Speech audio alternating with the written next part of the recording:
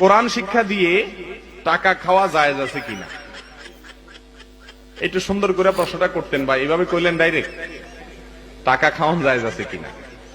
ভাই, এক হাদিসে তো পরিষ্কার ভাবে এক সাহাবী কোরআন শিক্ষা দিয়ে কিছু গ্রহণ করছেন, নবী সাল্লাল্লাহু আলাইহি ওয়াসাল্লাম তাকে ভর্ৎসনা করেছেন। এই জন্য কোরআন শিক্ষা দিয়ে টাকা পয়সা নেওয়া, লেনদেন করা, এটা মূল বিধান হলো না জায়েজ।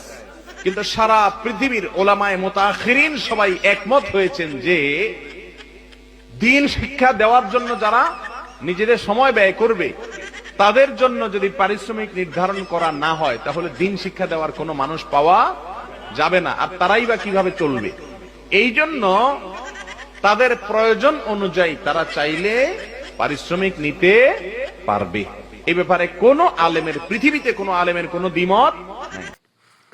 শুরু করে দিচ্ছি মহান আল্লাহ পাকের নামে, যিনি পরম করুণাময় এবং অত্যন্ত দয়ালু। যে কারণে কোরআনে বলা হয়েছে যে আল্লাহর আয়াতকে ন্যূনতমেও বিক্রি করিও না, তাহলে মানে আল্লাহর কোরআনের আয়াতের তর্জমা করে, শিক্ষা দিয়ে এগুলো করে টাকা নেওয়া হারাম, যেখানে আল্লাহ পরিষ্কার করে বলে দিয়েছেন। তাহলে এখানে তার হাদিসের যাওয়ার দরকারই নেই, প্রয়োজনই নেই। এরপরও যখন হাদিসটা এনেছেন, যেহেতু কোরআনের সাথে মিল আছে, এই হাদিসটাকে নেওয়া যায় এবং হাদিসেই একই কথা বলেছেন। তারপরে আবার মোল্লা মুন্সিরা মিলে আবার আইন করলেন যে এই যারা কোরআন শিক্ষা দেয় তারা বেতন নিতে পারবে, এতে কোনো বাধা নাই। তাহলে এটা তো মানুষের আইন, এটা তো মানুষে বানিয়েছে, তাদের সুবিধার্থের জন্য বানিয়েছে, কিন্তু কোরআন থেকে কথা বলে নাই। তাহলে আপনি যে কথা কোরআনে বলা হয়েছে এটাই তো ফাইনাল। এখানে মানুষে কী কইল আর না কইল, এটাকে আইনা আপনি শরিয়ার ভিতরে ঢুকাইলেন যে এটাই ফরজ। এটা তো ফরজ না, এবং এটা আবাদত হইতে পারে না। আপনি টাকাও নিবেন আবার আবাদতও হবে, এটা কি করে হয়? এটা হচ্ছে একটা পেশা। পেশা হইলে এখানে আবাদত সোয়াব এগুলা থাকতে পারে না। আর যদি আবাদত হয়, আপনি টাকা পয়সা নিতে পারবেন না।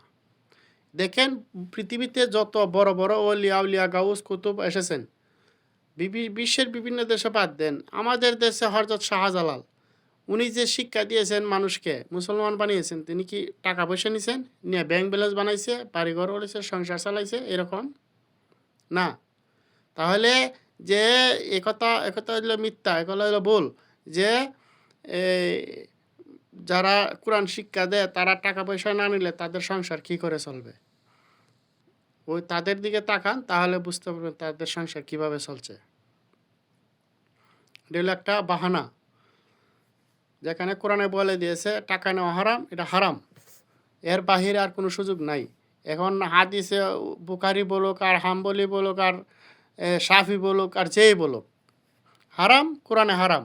কোরআনের একটা অক্ষর আর পুরা পৃথিবীর মোল্লা মুন্সি যা আছে সব মিল্লা যদি বলে যে এটার থেকে এটা সম্ভব না, কোরআনে যা বলছে এটাই ফাইনাল।